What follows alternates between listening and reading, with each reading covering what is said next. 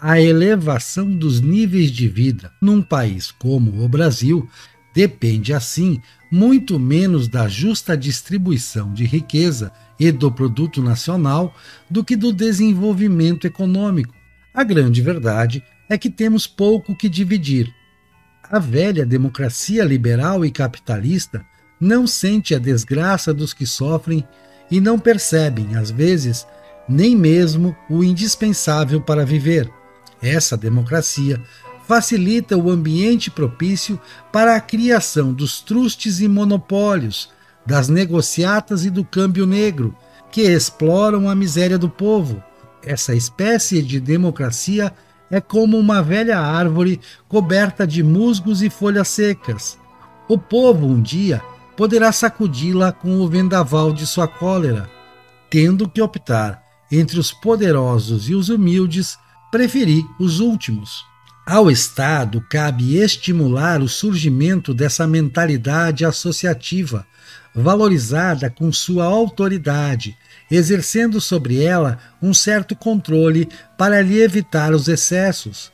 Organizados para a defesa dos interesses comuns, os sindicatos têm uma dupla vantagem.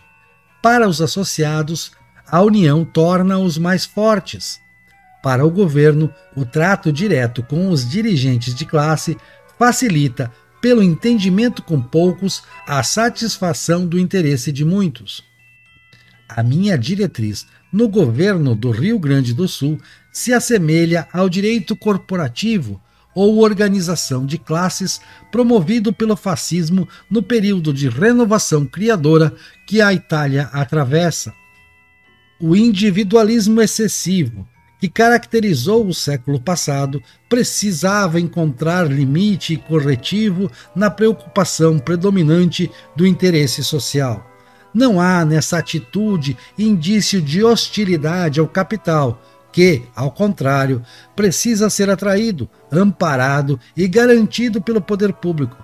Mas o melhor meio de garanti-lo está justamente em transformar o proletariado numa força orgânica de cooperação com o Estado e não o deixar, pelo abandono da lei, entregue à ação dissolvente dos elementos perturbadores, destituídos dos sentimentos de pátria e família.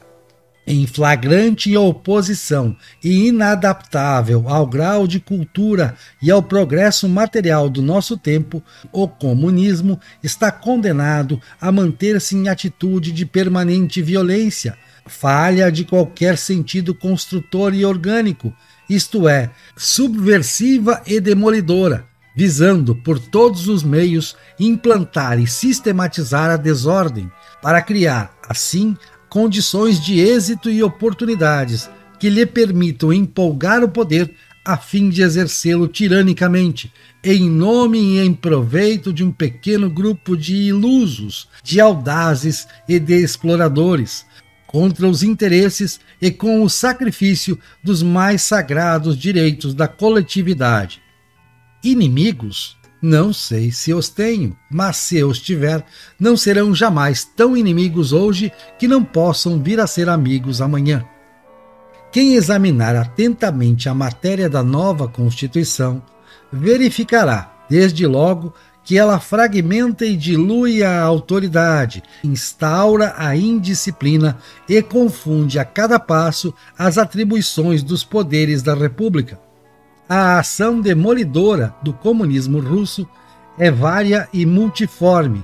Na sua faina insidiosa de levar a perturbação a todos os povos, engendrou uma técnica especializada do crime contra a ordem social em nada semelhante aos processos dos conspiradores comuns. É por isso mesmo que o aparelhamento usual de prevenção e repressão as leis ordinárias de segurança do Estado se mostram, a cada momento, falhas e ineficientes para impedir a atividade antissocial dos audazes agitadores adestrados e mantidos pela Internacional Comunista, instalada em Moscou.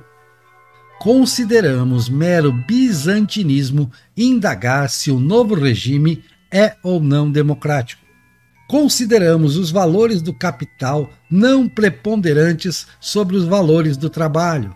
Esse partido é nacionalista, mas seu nacionalismo é diferente e não agressivo.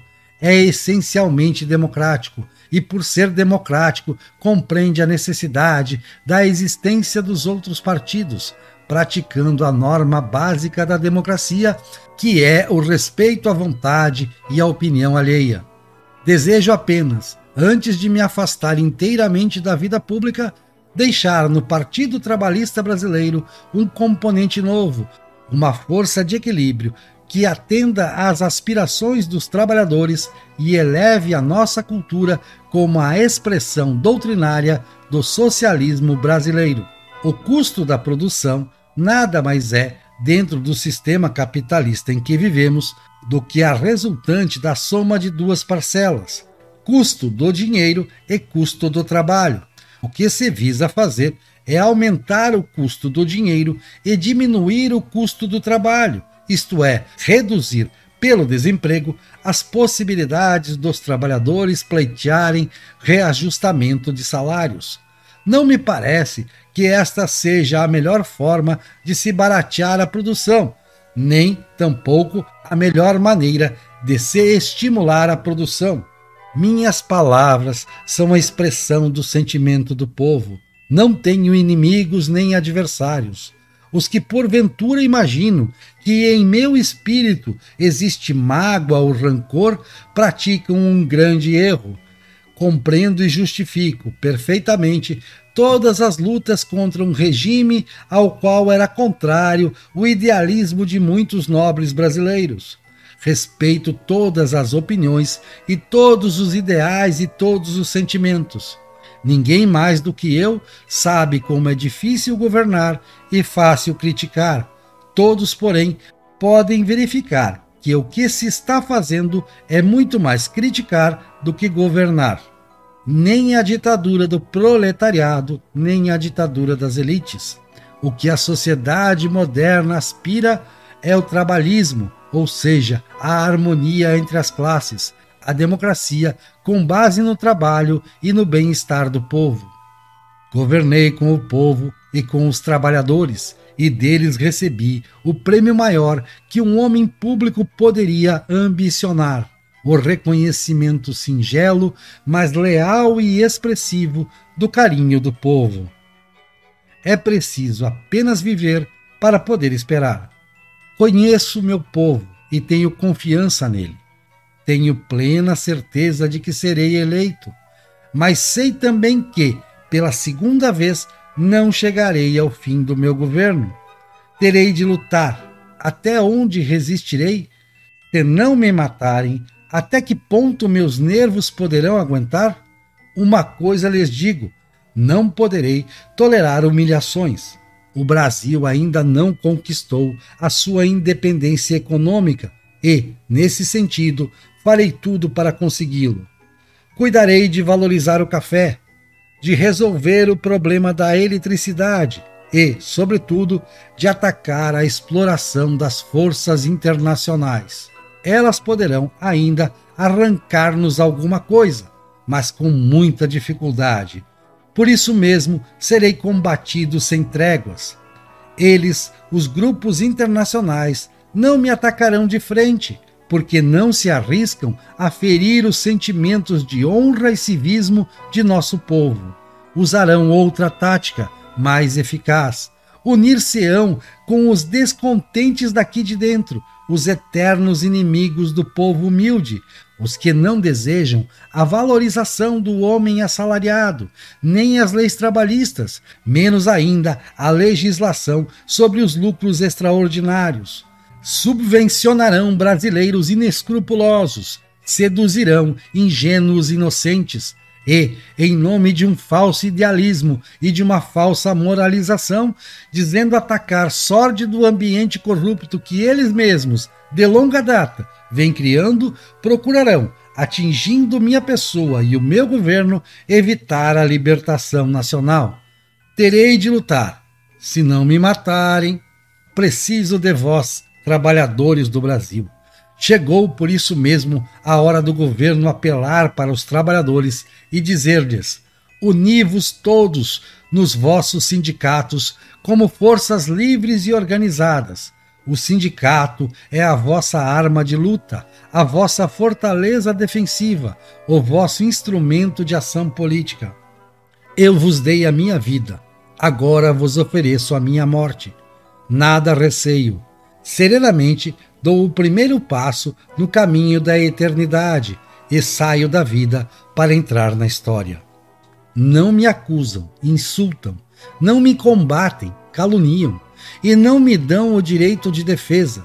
Precisam sufocar a minha voz e impedir a minha ação para que eu não continue a defender, como sempre defendi, o povo e principalmente os humildes. Já que o ministério não chega a nenhuma conclusão, eu vou decidir. Determino que os ministros militares mantenham a ordem pública. Se conseguirem, eu apresentarei o meu pedido de licença. No caso contrário, os revoltosos encontrarão aqui dentro do palácio o meu cadáver. Ides para um país que se renova moral e materialmente. O italiano, deprimido antes do advento do fascismo, sente-se agora orgulhoso de sua própria raça. A minha tarefa está terminando e a vossa apenas começa. O que já obtivestes ainda não é tudo. Resta ainda conquistar a plenitude dos direitos que vos são devidos e a satisfação das reivindicações impostas pelas necessidades. Há um direito de quem ninguém vos pode privar, o direito do voto. E pelo voto podeis não só defender os vossos interesses, como influir nos próprios destinos da nação. Como cidadãos, a vossa vontade pesará nas urnas. Como classe, podeis imprimir ao vosso sufrágio a força decisória do número. Constituís a maioria. Hoje estáis com o governo. Amanhã sereis do governo.